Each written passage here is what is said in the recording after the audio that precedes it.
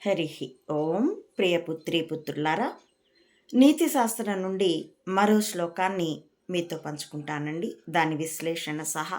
ఇది చాలామంది రిఫర్ చేస్తూ ఉండేటటువంటి శ్లోకం, చాలామందికి కంఠోపాఠం అయి ఉన్నటువంటి శ్లోకం. ముందుగా శ్లోకాన్ని పఠిస్తున్నాను. శ్లోకార్థేన ప్రవక్ష్యామి యదుక్తం గ్రంథకోటిభిః పరోపకార పుణ్యాయ పాపాయ పరపీడనం. కోటి గ్రంథాల్లో ఉన్నటువంటి సారాన్ని, విషయాన్ని అర్ధ శ్లోకంలో, అంటే 2 పాదాల్లో, 4 పాదాలతో కదా శ్లోకం ఉంటుంది, 2 పాదాలతో అర్ధ శ్లోకేన శ్లోకార్థేన ప్రవక్ష్యామి. అర్ధ శ్లోకంలో నేను నీకు చెబుతాను. యదుక్తం గ్రంథకోటిభిః, కోటి గ్రంథాల్లో ఉన్నటువంటి విషయాన్ని ఏమిటి అంటే పరోపకార పుణ్యాయ పాపాయ పరపీడనం. పరులకు ఉపకారం చేయడం, తోటి జీవులకి, జీవజాలం, తోటి మానవులు అవ్వచ్చు, పశుపక్షాదులతో సహా తోటి ప్రాణులకి ఉపకారం చేస్తే అది పుణ్యం, అపకారం చేస్తే అది పాపం.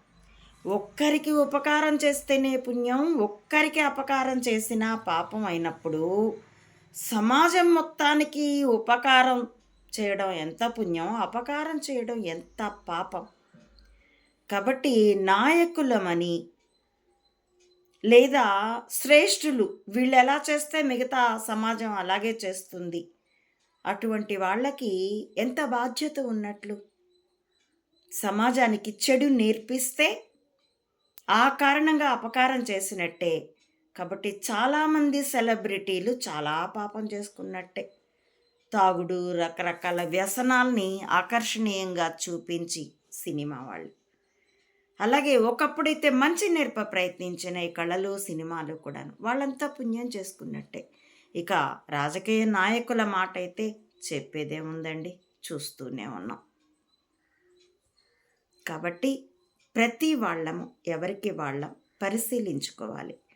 కానీ ఒక్కోసారి ధర్మం విషయంలో పాపపుణ్యాలు అనేటటువంటి ఫలితాన్ని కూడా వదిలేసి నాహం కృతో భావో అని శ్రీకృష్ణుడు గీతలోనే మోక్ష సన్యాస యోగంలో బోధించినట్టుగా నిష్కామంగా, నిరహంకారంగా, కర్తృత్వ అహంకారం లేకుండా, కర్మ ఫలాశక్తి లేకుండా ధర్మం కోసం ఈ జగత్తునంతా వధించినా కూడా కించిత్తు పాపం కూడా అంటుకోదు అంటాడు. ఎందుకంటే అసలు నిష్కామ కర్మయోగికి పాపమో పుణ్యమో అంటుకుండేది ఎక్కడ? ఆశిస్తే కదా వస్తాయి అవి, లేకపోతే లేదు కదా, ఫలితం ఈశ్వరుడిది అవుతుంది.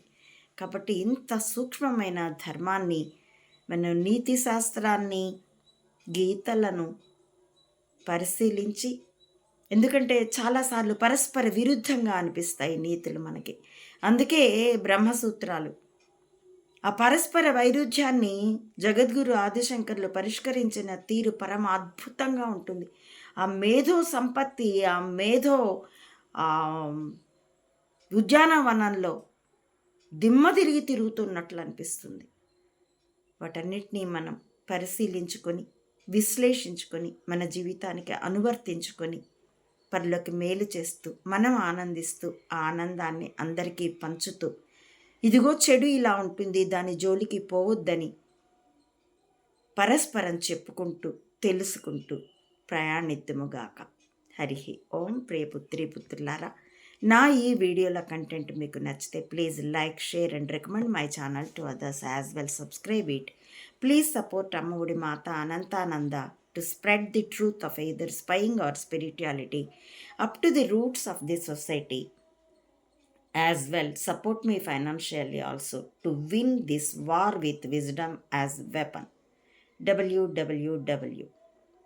ధర్మం కోసం మెదళ్ళే ఆయుధాలుగా యుద్ధానికి తోడ్పడదురుగాక. Thank you for watching.